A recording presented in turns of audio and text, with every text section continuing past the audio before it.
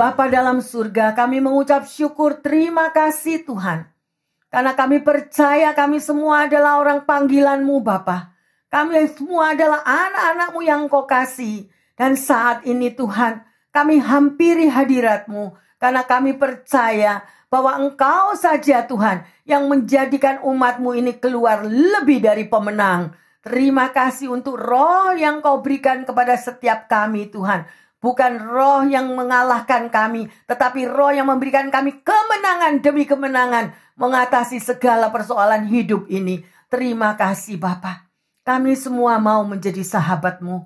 Kami semua mau menjadi sahabat Allah, di mana Engkau senantiasa yang sudah mati di kayu salib mengorbankan diri-Mu untuk menyelamatkan kami umat-Mu. Terima kasih untuk anugerah-Mu ya Tuhan. Terima kasih untuk kasih karunia-Mu. Biarlah pengurapan-Mu pada siang hari ini boleh menjamah pikiran dan hati kami. Sehingga kami boleh menjadi lebih peka lagi, lebih taat lagi. Dan untuk melakukan sabda-Mu.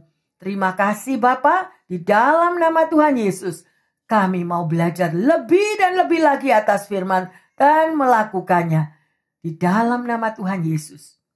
Yang percaya, kami semua mengucap syukur. Yang percaya mengatakan, amin, amin, amin. Selamat siang yang terkasih, Tuhan Yesus mengasihi Anda semuanya. Ada amin, haleluya. Ya, kita bersyukur karena kita sudah dipilih menjadi orang-orang kesayangan Tuhan. Amin. Siapa yang merasa sangat disayang Tuhan? Ya, semua disayang Tuhan. Sampai hari ini kita diluputkan, kita diselamatkan, kita tetap diberkati. Itu adalah anugerah Tuhan. Ya, tapi Tuhan tadi bilang jangan menoleh ke kiri dan ke kanan. Artinya apa? Jangan gonjang-ganjing kalau mendengar berita-berita. Di sini apa saja berita yang negatif, di sana berita yang negatif. Tetapi kita mau fokus kepada Tuhan dan ingat bahwa saudara dan saya, Tuhan rindu kita semua menjadi sahabat Allah. Amin. Semua mau menjadi sahabat Allah. Pendengar yang setia dimanapun Anda berada. Menjadi sahabat Allah adalah satu anugerah yang luar biasa. Ya, apa arti seorang sahabat yang terkasih? Ya, seorang sahabat adalah teman yang setia yang selalu mendukung saudara dan saya di dalam suka dan duka. Ya, sedemikian rupa seperti yang di dalam Amsal 17 ayat 17 dikatakan, sahabat itu adalah orang yang merasakan kesulitan Anda. Seorang sahabat itu merasakan kesusahan Anda. Dia ikut sedih kalau Anda sakit, dia ikut susah, dia ikut mendoakan di dalam keberadaan Anda apapun pergumulannya. Selalu dia ada di dalam doanya untuk Anda, ya. Itulah seorang sahabat, ya. Jadi demikian juga persaudaraan yang sejati itu dinamakan persahabatan. Seperti apa yang dilakukan Jonathan kepada Daud. Tahu siapa Jonathan? Jonathan adalah anaknya Saul loh. Ya, padahal Saul mau membunuh Daud. Tetapi Jonathan adalah sahabat yang setia. Dia selalu mendampingi Daud di dalam keadaan apa saja. Ya, sedemikian rupa. Ya. Di dalam Amsal 27 ayat 6 itu di situ dikatakan, ciri sahabat yang sejati adalah seorang kawan yang memukul dengan maksud baik. Ya, tetapi seorang lawan mencium kita secara berlimpah-limpah. Hati-hati. Ya, kadang-kadang kita itu tidak peka yang terkasih. Kita tidak tahu siapa kawan, siapa lawan. Tetapi kalau Anda bersatu di dalam roh Tuhan bersama Tuhan, Anda pasti dikasih kepekaan. Pasti ada warning di dalam hati. Hati-hati. Belum tentu orang yang menyanjung Anda, yang mengangkat-ngangkat kita, itu adalah sahabat. Belum tentu. Makanya melekatlah kepada Tuhan. Cintailah firman Tuhan. Itu yang akan membuktikan siapa sahabat Anda. Ya, sedemikian rupa yang terkasih. Oleh karena itu, Tuhan Yesus sangat menginginkan saudara dan saya menjadi sahabatnya. Ya, sedemikian rupa. Apa artinya? Berarti seorang sahabat Allah, kita mau melakukan apa yang Tuhan perintahkan. Ya, apa yang Tuhan sarankan kita mau melakukannya yang terkasih.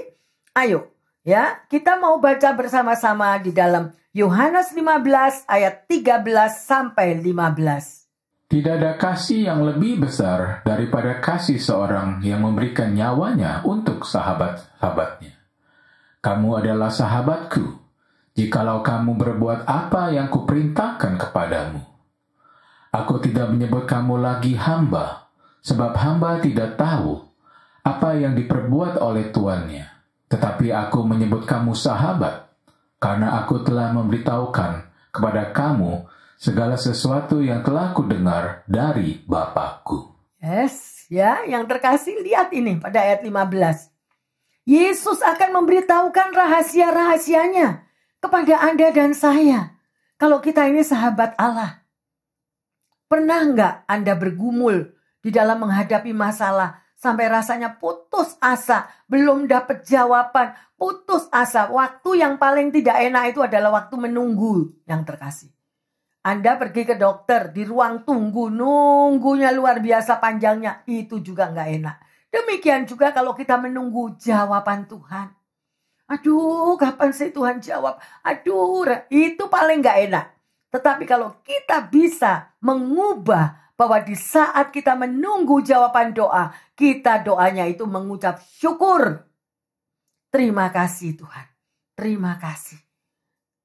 Ya, bahwa Tuhan pasti menjawab. In His time. Tapi kita kalau di dalam keadaan kepepet, di dalam pressure, di dalam tekanan, Tuhan jawab aku right now. Jawab aku sekarang dong Tuhan, mana jalan keluarnya? No, yang terkasih. Setiap kita masuk di dalam proses Allah, untuk apa? Untuk dilatih kesabarannya. Ya, sedemikian rupa yang terkasih. Ya, saya teringat pada waktu saya pelayanan, kami masih tinggal di Swiss, di Jenewa waktu itu. Kita pelayanan di London, ya, pernah kita pergi ke London dan kita melayani di sana. Dan saya sungguh terkesan sebuah kesaksian nyata. Ya, seorang anak muda. Saya sebut aja A dan B, ya. Karena saya enggak, atau saya sebut aja namanya. Edward dan Tommy. Edward dan Tommy ini mereka berlainan agama. Yang satu anak Tuhan, yang satu negara seberang. Anda ngerti ya? Lain. Karena di London itu banyak sekali mereka pengikut Islam. Juga banyak di sana. Dan satu hari, di dalam keadaan yang begitu parah, mereka bersahabat sejak mereka masih kecil, sekolah, preschool. Ya, karena rumah mereka itu berseberangan. Jadi anak dua ini tumbuh growing bersama-sama tetapi dengan beda kepercayaan. Satu hari yang si Tommy ini mengalami gagal ginjal. Gagal ginjal dan dokter memvonis karena ginjalnya itu ada virus. Dia harus diambil ginjalnya atau dia tidak bisa hidup lagi. Dan di dalam keadaan yang sedemikian, waktu itu mereka masih di atas remaja ya, sekitar umur 27 tahunan. Dua-dua bekerja di tempat yang sama-sama sukses, tapi bidang office, bidang kantornya. Yang si Tommy ini mengalami gagal ginjal yang sedemikian rupa, si Edward bilang kepada orang tuanya, saya tidak mau kehilangan Tommy. Saya akan memberikan satu ginjalku kepada dia. Orang tuanya kurang setuju. Kalau kamu nanti satu hari kamu juga mengalami hal yang seperti itu, bagaimana kalau kamu tidak ada ginjal?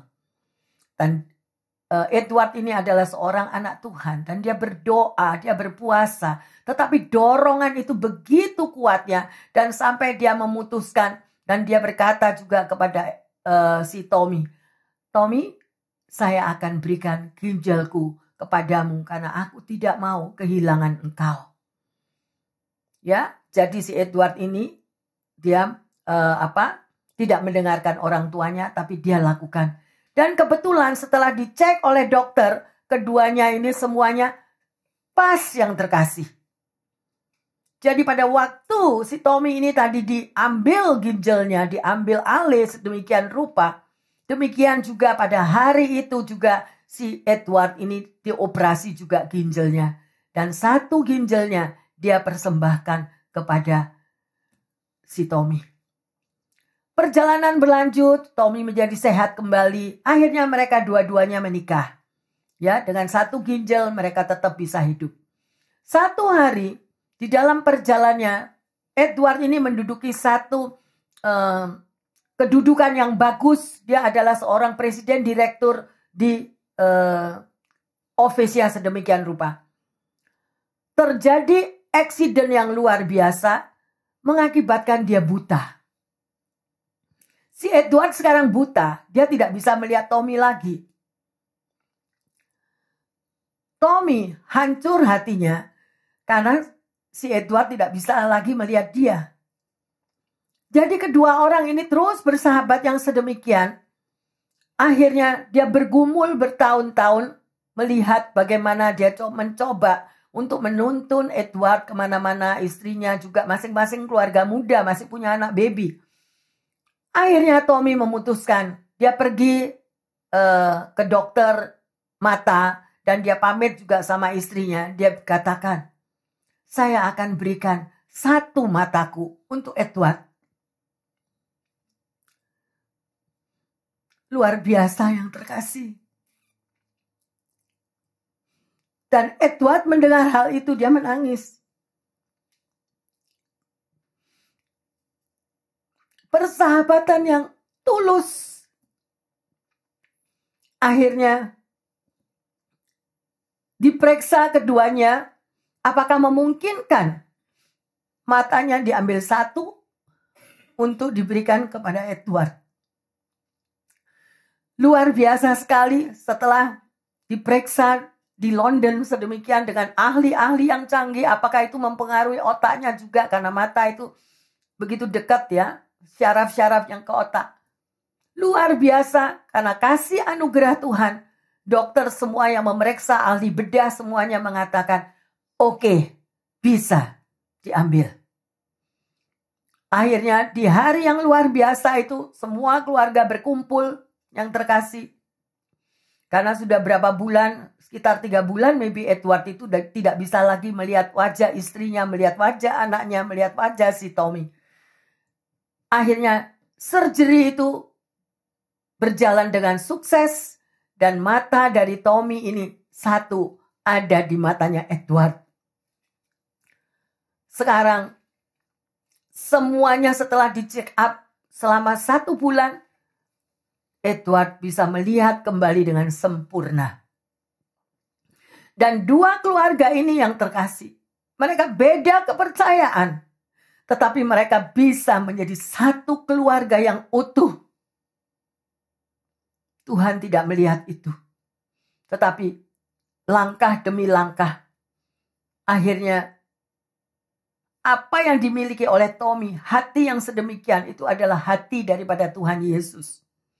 Akhirnya dia juga mengikuti daripada aliran apa yang Edward ikuti, yaitu Yesus Kristus. Tetapi awalnya bukan melalui daripada untuk kamu berubah agama dulu baru kamu jadi baik dengan aku. No. Yang terkasih, hikmah apa yang kita ambil dari sini? Jangan kita menghakimi. Sekalipun kita beda agama. Tapi kita lihat perbuatan dari orang itu. Sekalipun dia beda kepercayaan. Tapi dia memiliki hati kasih seperti Yesus ajarkan. Akhirnya Tommy hanya memiliki 1 mata, 1 ginjal. Edward memiliki 1 mata, 1 ginjal. Tetapi keluarga ini bersatu luar biasa. Dan semuanya ada di dalam Tuhan. Luar biasa, tepuk tangan buat Tuhan ya. Saya ingat pelayanan yang di London itu benar-benar hancur hati. Dan kesaksian itu benar-benar membawa saya itu.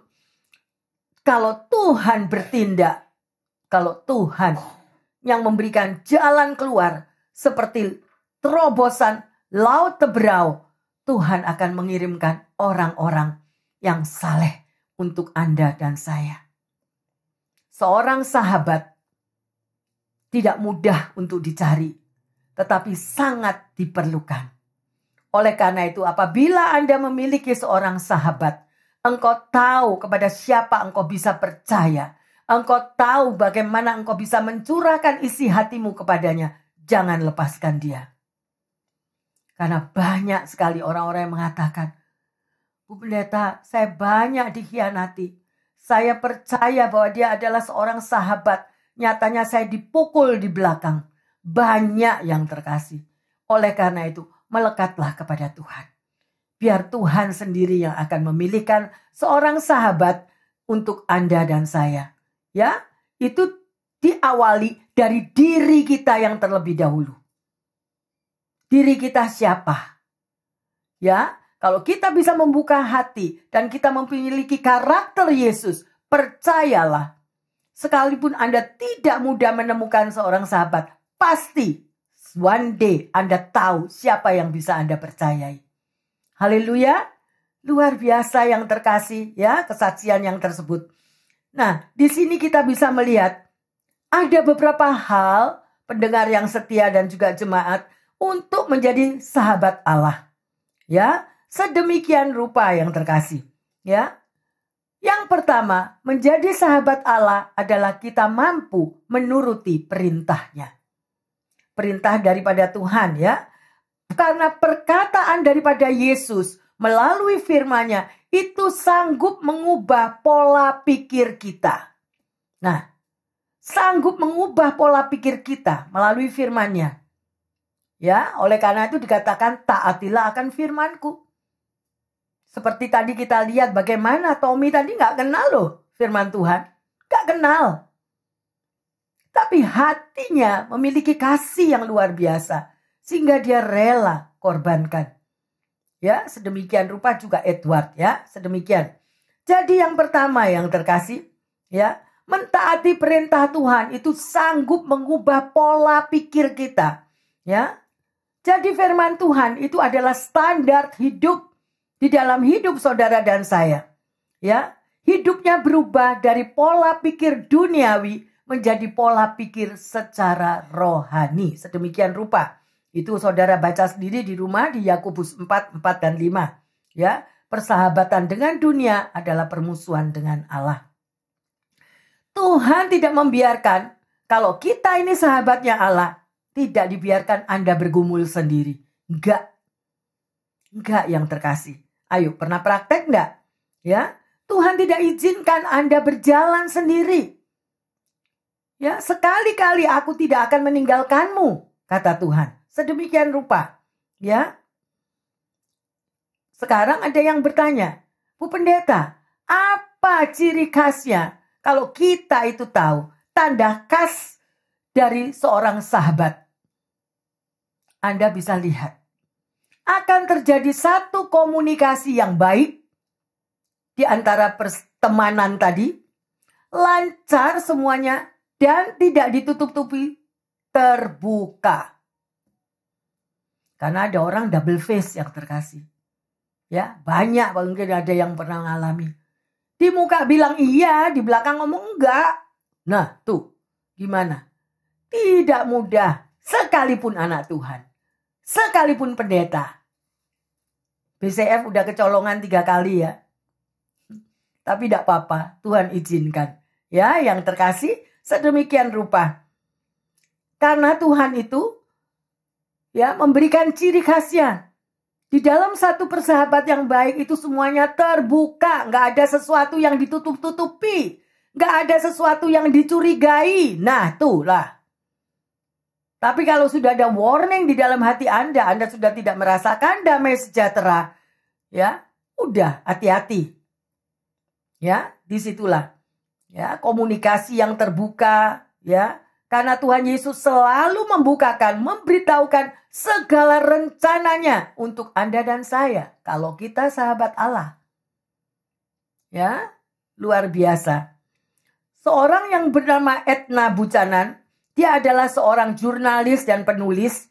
Ia menulis sebuah quote yang amat terkenal, yaitu Friends are the family we choose for ourselves. Ya, jadi Anda tahu apa artinya itu?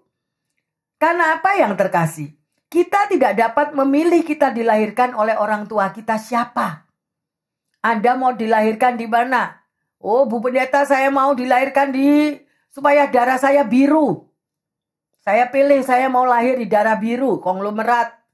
Atau orang yang bagaimana, ya, sedemikian. Ya, kita tidak bisa memilih yang terkasih. Ya, demikian juga kita memilih teman. Ya, kita secara khusus memilihnya untuk menjadi dekat dengan kita. Kita senang ya, kalau kita punya teman dekat sedemikian rupa. Tetapi juga dilihat dekatnya itu dekat yang bagaimana. Ya, tidak jarang teman sahabat kita itu yang pure heart dan benar-benar dia seorang anak Tuhan yang takut akan Tuhan. Dia akan menjadi keluargamu, bahkan lebih dari keluarga. Anytime you call, anytime Anda mencurahkan isi hatimu, selalu ada respon dan selalu ada positif jalan keluar. Ya, sedemikian rupa. Ya, kita pun apa yang sudah Tuhan pilih di dalam hidup Anda dan saya itu adalah kita semua adalah bagian kerajaan surga. Nah, Tuhan itu udah pilih loh. Saudara dan saya adalah bagian kerajaan surga, tapi mau nggak dipilih? Nah, itulah. Ya. Kalau kita selalu mau menerima uluran tangan daripada Tuhan Yesus. Ya. Dalam hal ini kita pun bisa menggunakan free will kita. Tuhan nggak pernah paksa soalnya. Ya. Tuhan beri kehendak bebas kepada Anda dan saya. Hari Minggu Anda mau kemana? Free will yang terkasih. Tuhan nggak mau paksa. Demikian juga Tuhan katakan, nah, engkau pilih kehidupan atau engkau pilih kematian. Engkau pilih berkat ataukah engkau pilih kutuk. Nah, free will yang terkasih. Ayo, dunia sudah sedemikian rupa. Kita mau lebih dekat dan menjadi sahabat Allah. Supaya kita tidak salah pilih yang terkasih. Ayo kita baca Mazmur 25 ayat 12 sampai 14. Siapakah orang yang takut akan Tuhan? Kepadanya Tuhan menunjukkan jalan yang harus dipilihnya. Orang itu sendiri akan menetap dalam kebahagiaan dan anak cucunya akan mewarisi bumi. Tuhan bergaul karib dengan orang yang takut akan Dia dan perjanjiannya diberitahukannya kepada mereka. Luar biasa yang terkasih. Meteraikan ayat ini dalam hatimu. Ya, saya sedih banget kalau kita sudah mendengar firman Tuhan. Kita sudah mendengar apa yang Tuhan katakan. Kalau minggu depan ditanya, semuanya blank. Lah, bingung kan? Berarti Anda tidak memiliki hubungan pribadi dengan Tuhan. Kalau kita dekat dengan Tuhan, apa yang saudara duduk di sini, apa yang pendengar setia dimanapun Anda berada, suara firman Tuhan yang diberikan kepada Anda, engkau meteraikan di dalam hatimu, gak bakal lepas yang terkasih. Terus ada di dalam pikiranmu, terus ada di dalam hatimu, kita gak akan lupa. Kalau kita lupa, ayo koreksi diri. Bagaimana tanah hatimu? Apakah tanah hatimu subur? Engkau tetap akan teringat apa yang Tuhan sudah berikan. Tapi kalau tanah hatimu itu penuh kerikil, penuh semak duri, berbatu-batu, firman yang masuk itu mental yang terkasih. Jadi tidak ada gunanya. Ayo kita berubah. Meteraikan. Keep it. Swallow it. Telan. Kunyah. Seperti sapi itu lihat. Mengunyah. Firman Tuhan yang kau sudah terima. Diulang lagi di rumah. Dibaca lagi. Oh iya, Tuhan ini bilang apa ya. Itu nanti akan terjadi loh di depan kita. Tapi Tuhan sudah katakan. Aku sudah kasih tahu loh nak. Kenapa kita menganggap ringan apa yang Tuhan ajarkan? Ya, sedemikian rupa. Camkan, meteraikan Mazmur 25 ayat 12 sampai 14 ini. Tuhan bergaul karib yang terkasih dan menunjukkan jalannya. Saudara mau jalan di mana? Mau ngikuti dunia, jalannya di mana? Itu freeway, itu banyak cabangnya. Nah, saudara kalau mau pulang, mempunyai satu tujuan, kita salah jalan, nggak bakal kita sampai ke rumah. Demikian juga kita perjalanan kita ke surga. Banyak jalan yang ada di hadapan kita. Tuhan sekali lagi, aku beri free will anakku. Aku sudah tunjukkan jalanmu. Tapi kita, I don't care. Semuanya lupa. Akhirnya kita tersesat. Jangan ya yang terkasih. Ayo. Amsal 17 ayat 17. Seorang sahabat menaruh kasih setiap waktu dan menjadi seorang saudara dalam kesukaran. Nah, amin. Tadi kita sudah dapat kesaksian dari Edward dan Tommy. Ya, betul-betul itu terjadi sekalipun mereka beda kepercayaan awalnya. Ya, seorang sahabat menaruh kasih setiap waktu dan menjadi seorang saudara dalam kesukaran. Ya, mungkin hari ini engkau menjadi penolong bagi orang yang kesusahan. Dan ingatlah, mungkin bukan orang itu yang akan membalas, tapi orang lain nanti yang akan membalas yang terkasih. Karena taburan saudara di hadapan Tuhan tidak pernah hilang. Tidak pernah hilang. Saya ngalami banyak sekali sedemikian rupa. Ya, karena Tuhan itu hidup. Setiap taburan Anda, setiap air mata Anda, bagi sahabatmu, bagi saudaramu, bagi orang yang engkau doakan, itu Tuhan tampung semua dan Tuhan dengar yang terkasih. Sungguh luar biasa. Ya, seorang sahabat adalah orang ketika seluruh dunia pergi, dia ada. Ya, seluruh dunia maybe memfitnah, mencelakakan, menggosip dengan segala caranya sedemikian rupa. Bahkan seluruh dunia deh kita dikucilkan. Tetapi seorang sahabat yang sejati, dia ada untukmu. Dan terutama Tuhan Yesus ada untuk saudara dan saya. Ada amin? Ya. Jadi definisi ini secara tidak langsung ya yang terkasih, itu memberikan kita pengertian yang lebih dalam bahwa seorang sahabat ialah mereka datang ketika semua orang melupakan Anda. Pernah nggak kepikir seperti itu? Ketika semua orang melupakan Anda, dia standby untukmu, untukku. Ya, luar biasa yang terkasih. Ya, tahukah kita bahwa setiap orang percaya dikaruniakan Allah pribadi yang menjadi sahabat tanpa batasan ruang, waktu, dan keadaan. Tuhan sudah siapkan untuk Anda. Tapi kita peka enggak untuk merespon? Ya, luar biasa yang terkasih. Ya, seorang sahabat Anda bisa mencurahkan segala suka, duka, ketakutanmu, kekhawatiranmu tanpa dia memberikan sesuatu yang negatif. Ya, dia hanya membuka hatinya, hanya menaburkan kasih. Ya, sedemikian rupa. Mari kita belajar, Bapak Ibu pendengar yang setia, beberapa hal sahabat yang baik dari Tuhan melalui kebenaran firman Tuhan. Yaitu di 1 Korintus 15 ayat 33. Janganlah kamu sesat. Pergaulan yang buruk merusak kebiasaan yang baik. Nah, ya, jadi Tuhan Yesus sudah memberikan rambu-rambunya. Apa itu ciri dari seorang sahabat? Ya, dikatakan membawa pengaruh yang baik. Seorang sahabat tidak akan mencelakakan saudara dan saya. No. Ya, sedemikian rupa. Ya, sampai dikatakan di sini, jangan kamu sesat. Pergaulan yang buruk merusakkan kebiasaan yang baik. Ada seseorang bercerita kepada saya, Bu Pendeta, saya punya sahabat. Sahabat saya itu baik sekali. Karena saya enggak drive, enggak bisa. Dia yang bisa drive. Pada waktu saya enggak kerja, dia juga tawarkan, ayo aku kasihan kamu enggak punya duit. Karena kamu enggak kerja. Gitu. Oh, kamu kasih aku pekerjaan. Enggak, aku mau bawa kamu. Lebih singkat dari kamu bekerja susah payah. Ayo pergi ke kasino. Berapa duitmu yang ada? Kita main di kasino, nanti kamu dapat uang banyak. Menurut Anda itu pergaulan yang baik enggak?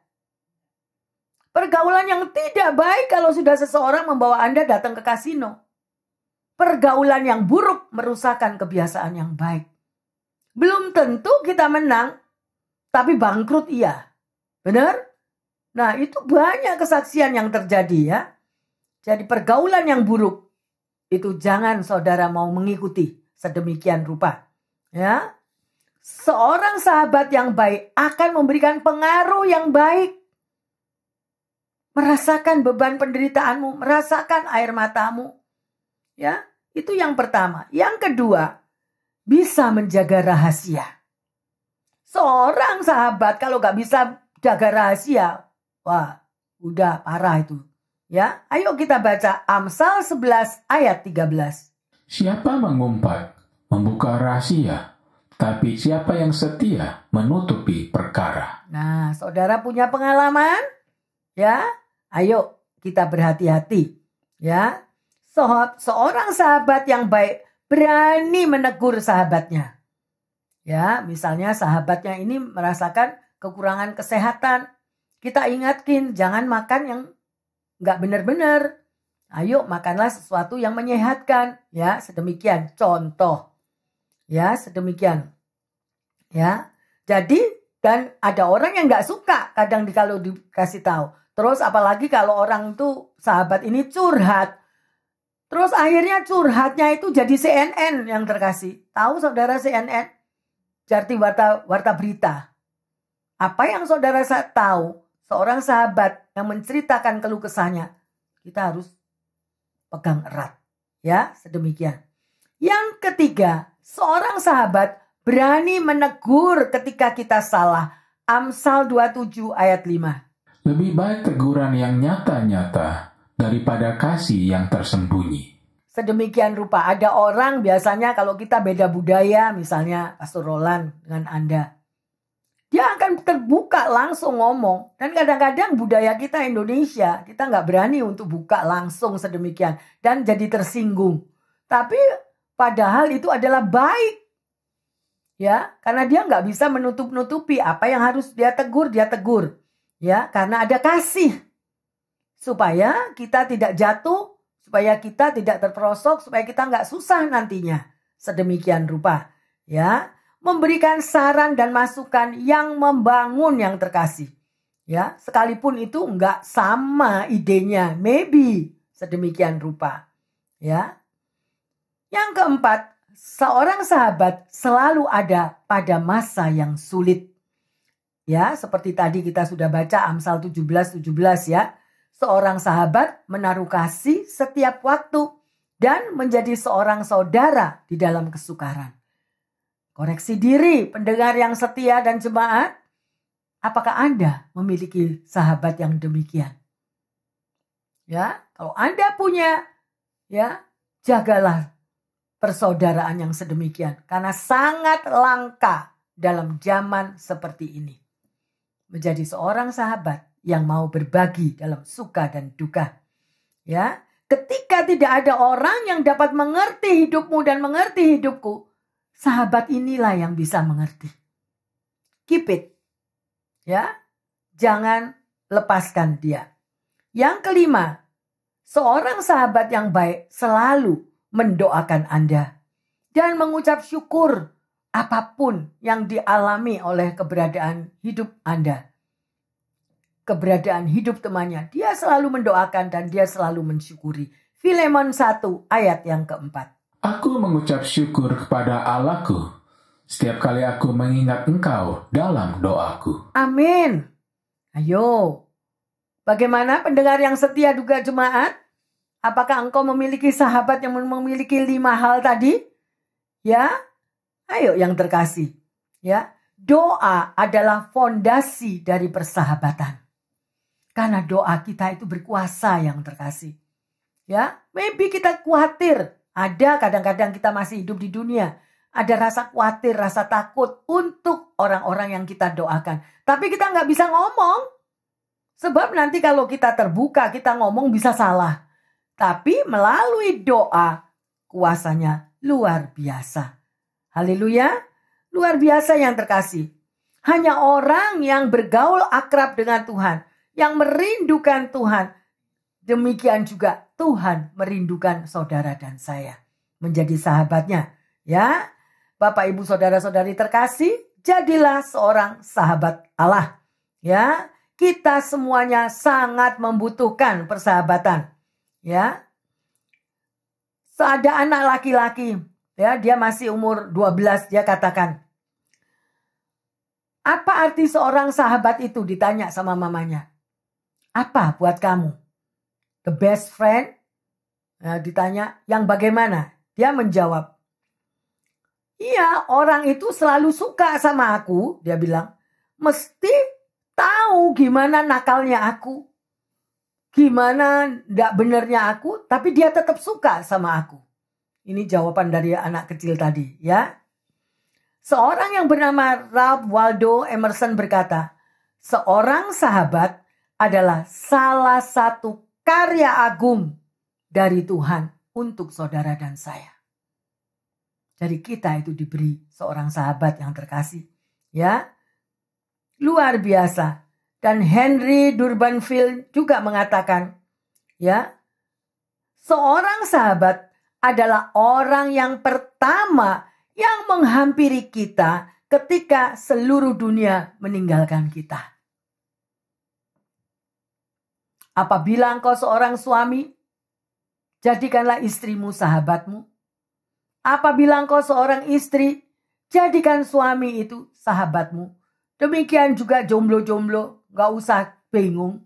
Mintalah kepada Tuhan agar Tuhan memberikan sahabat yang sejati. Dan ingat, sebelum Anda menerima sahabat yang sejati dari teman-teman sekelilingmu, Dia, the King of King and the Lord of Lord, Dia adalah sahabat kita yang utama dan pertama dan luar biasa. Amin. Ya, jangan lepaskan Dia yang terkasih. Luar biasa. Ya. Amsal 18:24, ya, yang terkasih mengatakan, ya, gambaran dari arti seorang sahabat. Seorang yang ingin berteman harus memiliki juga sikap bersahabat. Orang yang cari sahabat, tapi semua orang dimusuhi, semua orang dikritiki, ya nggak ada orang yang mau deket sama dia. Benar nggak? Hah? Boro-boro Bu Pendeta mau jadi sahabatnya. Deket aja udah nggak enak semua. Pernah nggak punya teman gitu? Ada nggak? Ada, ya. Tapi kita nggak perlu mengkritisi, ya. Perlakukanlah orang lain seperti Anda dan saya ingin diperlakukan. Ya, luar biasa. Mungkin saudara katakan, saya belum ketemu sahabat Bu Pendeta. Tetapi kita tetap masih mencari, ya. Mencari seorang sahabat yang benar, ya. Bila saudara dan saya sudah memiliki seorang sahabat, kita patut berbahagia. Ya, sungguh-sungguh itu ibarat barang langka. Saudara tahu barang langka? Ya. Anda pernah baca di Amsal 19 ayat 4, Salomo pernah mengatakan, kekayaan menambah banyak sahabat, tetapi orang miskin ditinggalkan sahabatnya. Ada enggak Anda temui itu dikelilingin teman-temanmu? Mereka hanya mau bersahabat dengan orang kaya. Ya, kalau tahu bahwa orang itu levelnya di luar kita, nggak mau dia. Satu hari di gereja kita sini pernah kedatangan dan pada waktu kita makan bersama, seorang ibu, bahkan kalau dibilang itu dia ibu ini pangkatnya sudah grandma. Ya, berarti dia itu sudah makan asam garam yang banyak kan. Di tengah-tengah kita makan bersama, ya, si ibu ini mengatakan, saya nggak mau bergaul sama orang di bawah saya. Kamu suka kan? Kalau kamu bergaul sama aku, karena aku orang kaya. Can you imagine? Bisa kita bayangkan? Spirit apa yang ada di dalam dirinya? Sekali lagi, berhati-hatilah mencari sahabat. Ya, yang terkasih, luar biasa. Jadi, apapun kebutuhan dan masalah hidup kita, masalah utama yang sangat penting dan baik adalah membangun persahabatan dengan Tuhan. membangun persahabatan dengan Allah dan sesama. Dua orang sahabat harus memiliki satu hati yang terkasih. Ya, satu hati sebelum kita melangkah bersama. Merasakan bebannya dia bagaimana, merasakan ketakutannya dia bagaimana, dan kita sebagai pensupport. Di mana ada minus, ingat, seorang sahabat Anda dan saya menjadi plus. Amin. Haleluya. Ya, jangan orang sudah minus, kita datang, apain? Gua ikut minus nanti. Nah, ada yang memiliki pikiran sedemikian. Ya, no. Apa amanat agung daripada Tuhan Yesus? Jadikanlah semua bangsa muridku. Jadikanlah semua bangsa itu mengenal kasihku. Kalau sudah mengenal kasih Bapa, pasti kita juga mempunyai hati friendly, nice, mau menjadi pendengar di dalam suka dan duka. Bukan hanya pendengar yang enak-enak aja. Ya, no yang terkasih. Ya, mari kita lanjut di dalam Yohanes 15 ayat 16 dan 17. Bukan kamu yang memilih aku, tetapi akulah yang memilih kamu. Dan aku telah menetapkan kamu, supaya kamu pergi dan menghasilkan buah, dan buahmu itu tetap, supaya apa yang kau minta kepada Bapa dalam namaku, diberikannya kepadamu. Inilah perintahku kepadamu, kasihilah seorang akan yang lain. Puji Tuhan, haleluya yang terkasih. Kalau kita rindu memiliki sahabat, tetapi kita nggak punya kasih, nggak make sense, kan? Persahabatan hanya dijalin karena adanya kasih. Karena kasih itu daripada Tuhan Yesus sendiri. Dan Yesus adalah sahabat Anda dan saya yang setia.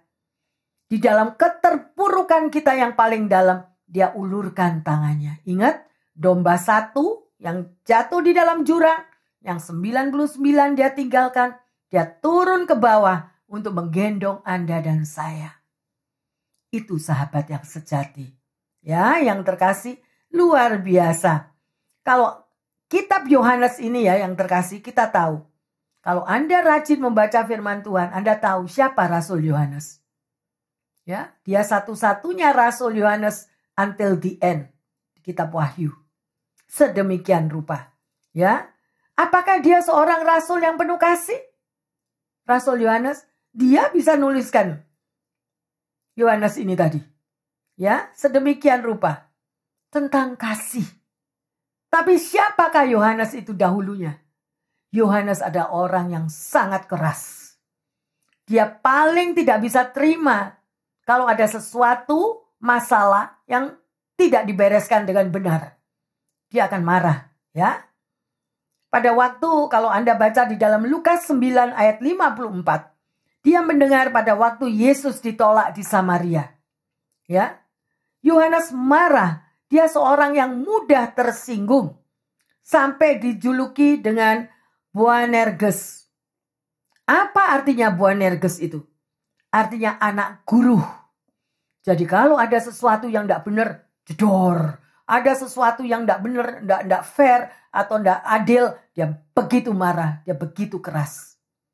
Tetapi di saat itu dia bisa berubah menjadi Yohanes yang penuh kasih. Dari mana asalnya? Karena Yesus adalah sahabat yang sejati. Hubungan Yohanes dengan Yesus mengubah perilaku hidupnya. Seorang yang keras, seorang yang penuh emosi, seorang yang luar biasa diktatornya, dia akan diubahkan. Kalau dia mau menerima Yesus sebagai Tuhan dan Juru Selamat dan selalu melakukan kehendaknya. Pasti itu akan mempengaruhi karakternya, mempengaruhi perjalanan hidupnya. Mari yang terkasih, kita mau koreksi diri kita masing-masing. Apakah kita seorang yang keras, yang suka memberontak, yang tukang komplain, atau apa saja? Bergaulah karib dengan Yesus. Lewat kehadiran Yesus di dalam hidup saudara dan saya, karakter kita diubahkan. Pikiran kita diubahkan. Ya, pendengar yang setia dimanapun Anda berada. Jangan kita mengatakan, aku lahir sudah begini. Kalau mau begini ya begini. Aku ini karakterku sudah seperti batu karang. No. Yesus sangat lembut. Yesus bisa marah. Kalau kita seperti Yesus mengobrak-abrik di bait Allah, Yesus bisa marah. Tetapi Yesus adalah seorang yang lembut, penuh kasih. Menampung setiap air mata Anda dan saya. We never alone. Kita tidak pernah ditinggalkan. Ayo, mau menjadi sahabat Allah yang terkasih, pendengar yang setia? Ya, amin. Kita mau bergaul akrab dengan Yesus ya. Berapakah yang terkasih dari teman, saudara, dan saya yang dapat dinilai sebagai sahabat? Ayo dihitung sekarang, pendengar yang setia. Udah punya sahabat berapa? Ya, yang kepadanya kita bisa berbagi rasa, curhat, baik dalam pikiran, perasaan yang dilandasi dengan kasih Allah. Ya, luar biasa. Jadi sekali lagi yang terkasih, persahabatan bukan sekedar hubungan sedalam kita mengenal karakter dia dan sifatnya atau kasihnya, ya, kita dengannya. Tetapi bagaimana hidup kita menjadi tangan yang penuh kasih, siap menolong ketika sahabat Anda dilanda kesukaran. Jadi dari kita awal mulanya, bukan malah menghindarinya, ya, malah kita lari. Kalau sahabat kita atau teman kita, sekalipun belum sahabat, kita bergaul melalui teman dulu. Malah kita lari kalau melihat teman kita susah. Malah kita lari melihat teman kita sakit. No, yang terkasih. Bukan itu ciri-ciri menjadi seorang sahabat ya. Syukurilah persahabatan Anda yang diawali dan dimulai melalui diri kita terlebih dahulu. Amin. Ya. Jadilah seorang sahabat yang baik seperti Tuhan Yesus adalah mau menjadi sahabat saudara dan saya. Ya, kasihilah seorang akan yang lain dan kita belajar terus untuk lebih dekat dan menjadi sahabat Allah.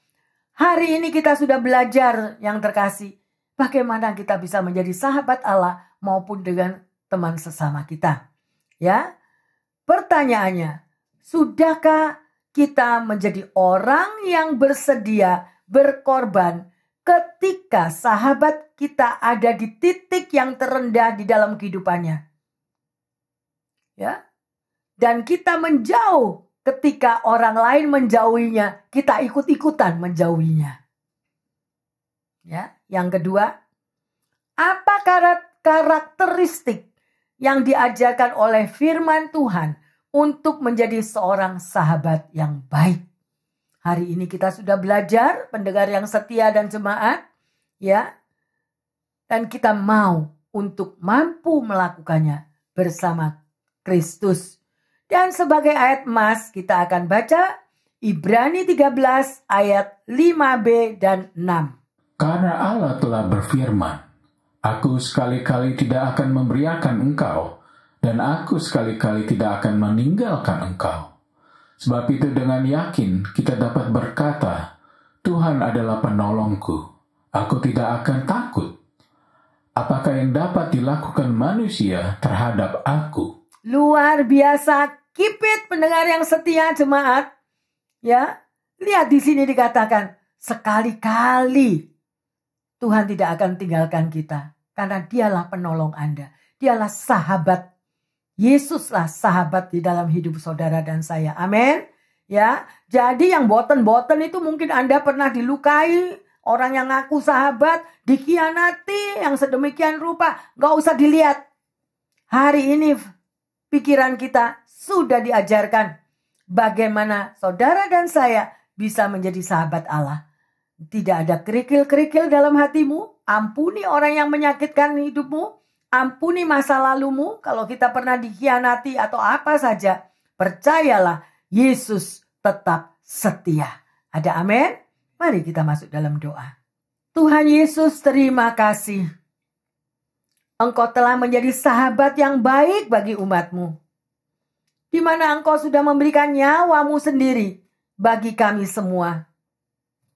Kami percaya bahwa Roh Kudus juga yang sudah Kau berikan akan senantiasa mengingatkan kami bahwa Yesus sekali-kali tidak pernah meninggalkan umat-Nya.